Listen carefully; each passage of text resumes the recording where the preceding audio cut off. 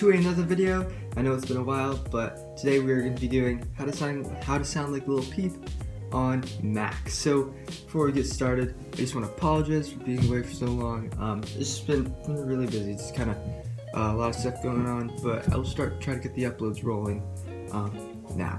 So the first thing that you're going to do is so in total we're gonna have 3 tracks. So before we actually continue, I just want to let you know that if you don't remember, I can't play the audio from my computer over here into the video. So we're just gonna have to I'll show you through the steps and we're gonna show you after.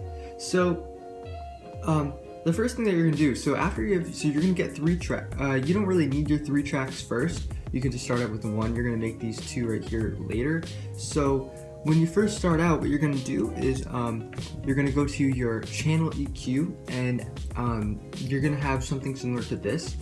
There's nothing really special about the EQ with Lil Peep. In this, maybe you just want a good solid EQ for everything. I'm doing how to sound like Lil Peep and save that shit. So after you do that, if you go into your compressor, you want something similar to this. You actually want to put good like middle attack, because you don't want a ton of transients, but you don't want a lot of like right there. You don't want like no transients. The gain, however, fits to your mix, and you don't want too much ratio or compressor threshold. So once you do that, you're gonna make sure your pitch control is on. By doing that, you can go over here and go to make sure limit to key and enable flex is on, and make sure pitch correction right here is turned on. Otherwise, it will not play. If you want more info about how to do auto-tune in Mac, go watch my video about how to auto-tune in Mac.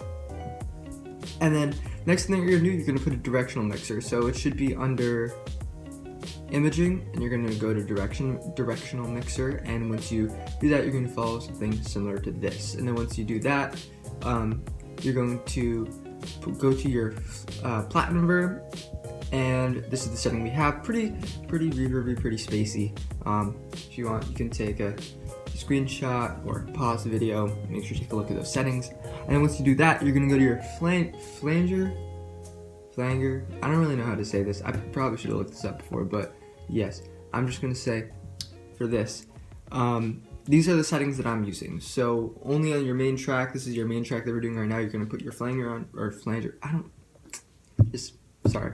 I can't English. So what we're gonna do is you can put your mix at 75%, your intensity kind of around like 17 to 20ish, and then you don't want a ton of rate. That's just your rate and intensity is gonna mess everything up. And then your feedback 15%.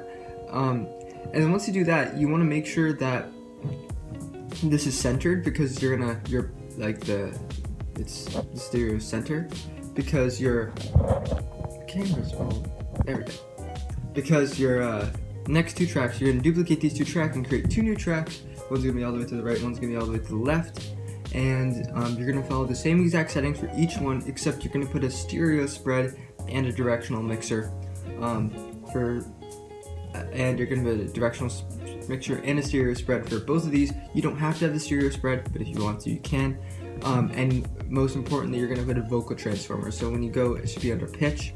You're going to go down here, you're going to go to pitch, vocal transformer, and you're going to go to pitch, vocal transformer, same thing over here, and your vocal transformer should be pitch 12 and form 0 for both of them. And you want it to be ever so slightly to the, actually, I'm not sure if I have these changed, but I'm going to try this now.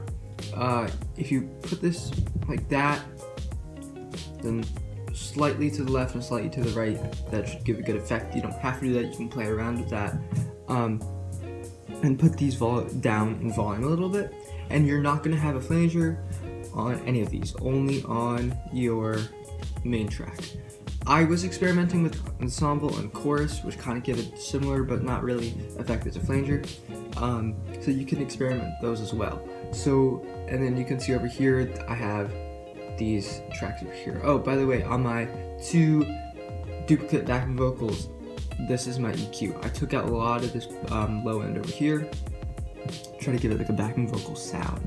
So I did that for that, and I did this for both of these, and this is what your main track looks like. So Whatever you need to stop at, just pause or take a screenshot if you want to take a look at the settings that I used. But as always, you guys should use this as a basis, and then you can experiment with your own sound or whatever works for you. So as always, thank you guys for watching. I'll be posting more videos soon, and peace.